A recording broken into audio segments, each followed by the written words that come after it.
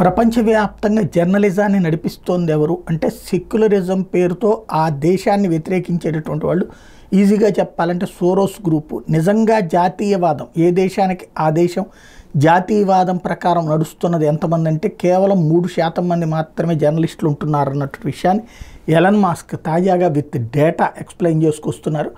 ప్రస్తుతం జరుగుతున్నటువంటి పరిణామాల నేపథ్యంలో is a border line illegal in news rooms to be a Republican journalist అన్నటువంటి పాయింట్ని only 3% of journalists are Republican అన్నటువంటి పాయింట్ని హైలైట్ చేసుకొచ్చారు. ఓవరాల్గా ప్రపంచవ్యాప్తంగా ఏదైతే 1972-2022 మధ్యన జరిగినటువంటి పరిణామాలని అంచనాలు వేస్తూ తీసుకొస్తున్నటువంటి విషయం.